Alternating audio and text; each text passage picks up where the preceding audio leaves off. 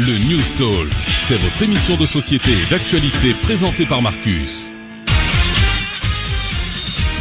Bernard Werber est l'un des auteurs contemporains français les plus vendus dans le monde, tout comme Marc Lévy. Des fourmis aux thanatonautes, ses livres deviennent pour la plupart cultes. Il revient avec une nouvelle saga dénommée Troisième Humanité, dans laquelle il imagine qu'une nouvelle humanité nous succéderait, plus petite, plus féminine, plus solidaire. Le deuxième tome, Les Micro-Humains, est sorti en octobre dernier aux éditions Albin Michel. Bernard Werber a répondu à nos questions. L'interview, c'est tout de suite sur Radio Laser.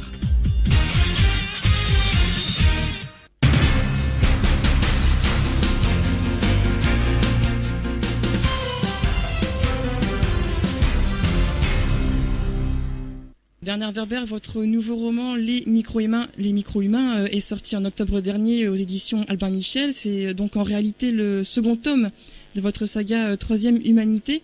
Alors, première chose que je voudrais savoir, c'est comment a émergé en vous cette idée qu'il y ait plusieurs humanités? Tout simplement, j'ai observé que toutes les espèces évoluaient et avaient plusieurs stades.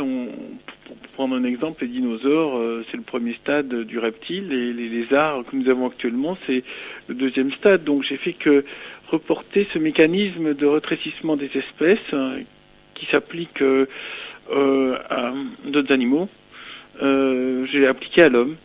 Et puis le vrai thème du roman, c'est comment allons-nous évoluer. D'abord, d'où venons-nous, et puis comment allons-nous probablement avancer. Alors, est-ce que vous opérez une hiérarchie entre ces différentes humanités ou elles sont bien distinctes? Pour moi, il n'y a pas de hiérarchie. Ça dépend à quel niveau vous mettez le mot hiérarchie. Il n'y en a pas une meilleure que l'autre. Il y a juste une ancienne, et une actuelle et une future. Après, il faudrait qu'il y ait une sorte d'arbitre neutre qui décide laquelle est la meilleure. L'arbitre neutre, en l'occurrence, ce serait le lecteur. Le lecteur décidera est-ce que entre la première humanité de géants, la deuxième humanité que nous sommes nous et la troisième humanité qu'inventent mes héros, il y en a une qui est plus intéressante que l'autre. Et dans ce nouveau roman, vous avez imaginé donc une humanité suivante à la nôtre, mais qui serait donc plus petite et plus féminine. Alors pourquoi avoir choisi ces deux critères-là? Parce que c'est la voie d'évolution qui ont été choisis pour mes petits animaux préférés, à savoir les fourmis. Donc les fourmis étaient plus grandes, plus solitaires et plus masculines, et elles sont devenues plus féminines, plus solidaires et plus petites. Donc j'ai appliqué le même système qu'a utilisé la nature sur les insectes, sur l'homme, c'est tout. Et comment vous percevez le stade actuel de notre humanité? Comment je le perçois? Je pense que nous sommes à une période où les choix sont en train d'être effectués, et ces choix, c'est nous qui allons le faire. Donc, c'est comme ça, ouais. Au tout début de votre livre, tout comme pour le début de Troisième Humanité, vous mettez un avertissement. Alors, je cite pour les auditeurs, cette histoire se déroule dans un temps relatif et non dans un temps absolu. Elle se passe exactement 10 ans après l'instant où vous ouvrirez ce roman et commencerez à le lire. Je trouve ça assez intéressant, mais surtout intriguant. Est-ce que vous pourriez nous expliquer un peu ce que vous voulez dire par là? Le principe est que, par exemple, des livres comme 1984 ou 2000 Odyssée de l'espace avaient défini une date. Or, cette date est arrivée, on a pu s'apercevoir que c'était pas exactement comme ce qui avait été prévu.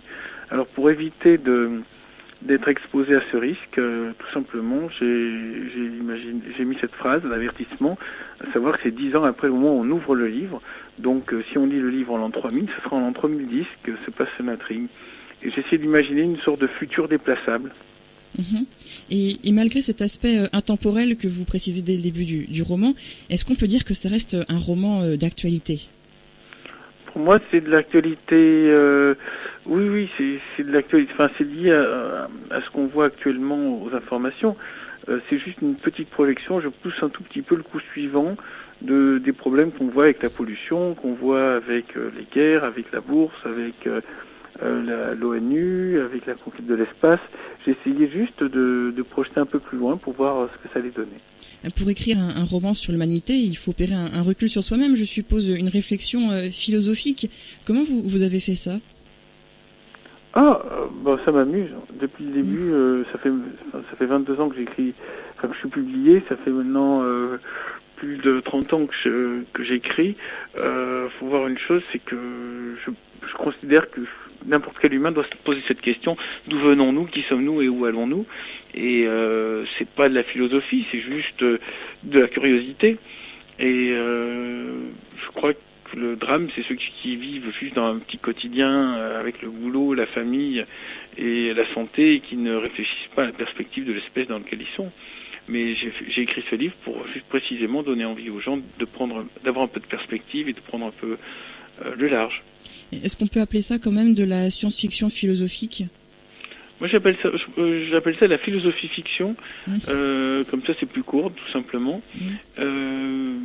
Mais je crois que de toute façon la science-fiction ancienne a besoin d'être modernisée, et l'une des manières à moderniser, ça serait en effet de trouver le lien avec la philosophie, oui.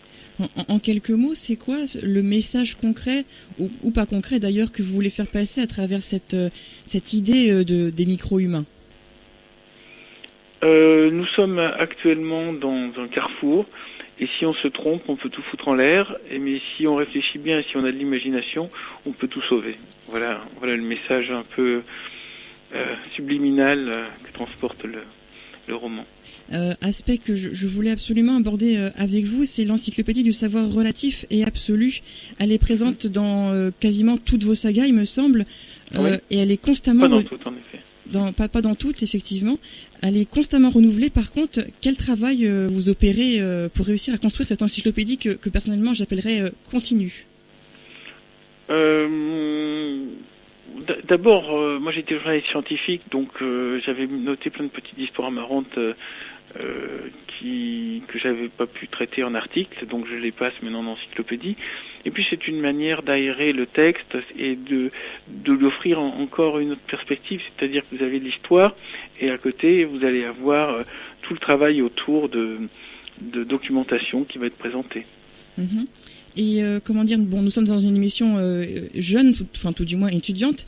Alors il y a une chose qui est indéniable, c'est que vos romans, votre imagination, votre fiction, on va dire, elle touche particulièrement les jeunes. Pourquoi est-ce que vous touchez à ce point les jeunes, à votre avis ? Parce qu'ils sont plus intelligents, tout simplement. Ça va faire plaisir à tous nos auditeurs, ça. Qu'est-ce que vous pourriez nous dire sur la suite des micro-humains ? Alors pour l'instant, j'en ai écrit 3. Donc le 3e va être publié en octobre. Maintenant, ça va dépendre aussi un peu de l'accueil du public. C'est-à-dire, si je sens qu'il y a un grand engouement, je continuerai, j'en fais un 4e. Sinon, je vais faire autre chose, probablement du polar. Et quand vous dites autre chose, justement, vous recelez d'idées, je suppose, ou vous cherchez encore ? J'ai 3 ou 4 petites pistes nouvelles, et puis je vais les tester et au bout d'un moment, il y en a une qui apparaît. Mais pour l'instant, mon grand projet majeur, c'est quand même 3e Humanité sur 3 volumes. Et là, au moment où je vous parle, je suis en train précisément de travailler dessus. D'accord, donc cette suite sortira en octobre 2014, si je ne me trompe pas. Voilà, normalement le premier mercredi d'octobre 2014. D'accord, et ce roman, donc Les Micro-Humains, est disponible depuis octobre dernier aux éditions Albin Michel. Exactement. Voilà, merci beaucoup Bernard Werber d'avoir répondu à nos questions. Merci à vous. Radio Laser. Radio Laser. Voilà, c'était l'interview de Bernard Werber sur Radio Laser à l'occasion de la sortie du 2e tome de sa saga 3e Humanité. Ça s'appelle Les Micro-Humains. C'est aux éditions Albin Michel, un livre que je vous conseille très personnellement. Ça vous divertira tout en vous poussant à réfléchir. Voilà, vous retrouvez le podcast de l'interview sur YouTube en soirée.